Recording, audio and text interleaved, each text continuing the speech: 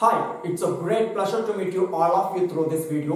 Welcome back to my channel. My name is Chinraj and I'm an English trainer. Friends, in this video, I would like to teach you how to use either you in English sentences through Tamil.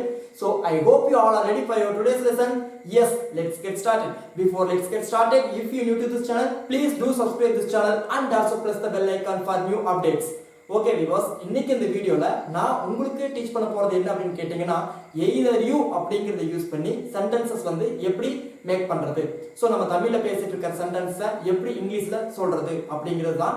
So either you அப்படிங்கிறத பார்த்தீங்கன்னா ரொம்ப ஈஸியாக use பண்ணி sentences make பண்ணிக்கலாம். So உங்களுக்கு சென்டென்ஸோட பார்க்கும்போது கிளியராக understand ஆகும். நம்ம பேச்சு வழக்கில் இதை எப்படி சொல்கிறோம் அப்படின்னு கேட்டிங்கன்னா, ஒன்றா நீ போ இல்லை என்ன போக விடு, ஒன்றா நீ போ இல்லை என்ன போக விடு, நீயும் போகாம என்னையும் போக விடாம இருக்காத, ஒன்னா நீ சாப்பிடு இல்ல என்ன சாப்பிட விடு, நீ பேசியே கொள்ளாத, ஒன்னா நீ பாரு இல்ல என்ன பார்க்க விடு. ஸோ இந்த மாதிரி தமிழ் சென்டென்சஸ் பேசிட்டு இருக்கிறோம் இல்லையா, இந்த மாதிரி தமிழ் சென்டென்சஸ் பேசிட்டு இருக்கிறது தான் இங்கிலீஷ்ல பேசுறதுக்காக திஸ் எய்தர் யூ அப்படிங்கறத யூஸ் பண்ணி சென்டென்சஸ் மேக் பண்ண போறோம். Okay viewers, so today we are going to see how to use either you in English sentences. So either you plus V1 verb. V1 verb is nothing but only base form of verb we call V1 verb.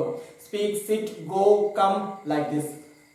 Or okay, plus or let plus me speak. Okay, let me speak. You are very well, correct. So either you speak or let me speak. Either you speak or let me speak. ஒன்னா நீ பேசு இல்லை என்ன பேச விடு.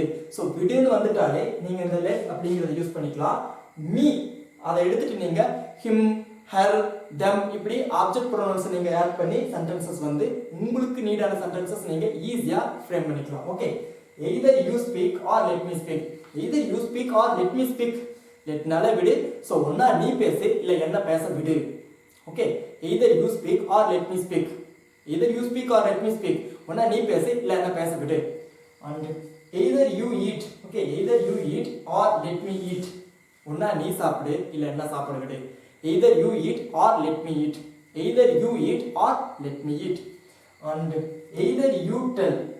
அதாவது ஒரு விஷயத்தை வந்து வேகமா வந்து நம்ம ஃப்ரெண்டு கிட்ட சொல்லலான்ட்டு போவோம். அப்போ நம்மளோட இன்னொரு ஃப்ரெண்டு வந்து சொல்லலான்ட்டு வருவான். அவனும் சொல்ல மாட்டான், நம்மளையும் சொல்ல விட மாட்டான். ஸோ அந்த மாதிரி நேரத்தில் நம்ம சொல்லுவோம், ஒன்னா நீ சொல்லு இல்லை என்ன சொல்ல விடு. ஒன்னா நீ சொல்லு இல்லை என்ன சொல்ல விடு. either you tell or let me tell. either you tell or let me tell. okay, either you tell or let me tell. and either you go or let me go. either you go or let me go. நீ போ இல்லை என்ன போக விடு, torture பண்ணாத. either you go or let me go. இதே வந்து நீ போ இல்லை அவனை போக விடு, அவனை அப்படின்னு வந்துட்டாலே him அப்படிங்கிற ஆப்ஜெக்ட் ப்ரொனவுன் நீங்க யூஸ் பண்ணிக்கலாம். Okay, either you go or let him go. அவளை அப்படின்னு வந்துட்டா either you go or let her go.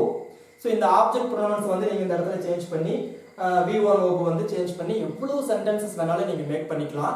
இந்த சென்டென்சஸ் பாத்தீங்கன்னா, ஒன்னா நீ போ இல்ல என்ன போக விடு, நீ போ இல்ல அவனை போக விடு, நீ சொல்லு இல்ல அவங்கள சொல்ல விடு. இந்த மாதிரி சென்டென்சஸ் தமிழ்ல பேசுறோம் இல்லையா, இதுதான் வந்து இங்கிலீஷ் சொல்றதுக்கு either you அப்படிங்கறத யூஸ் பண்ணி சென்டென்சஸ் வந்து ஈஸியா பேசலாம். I hope this lesson was very useful to you. If you like this lesson, hit the like button. Don't forget to click the like button. I'll see you soon again some other interesting video. Until bye bye. Take care.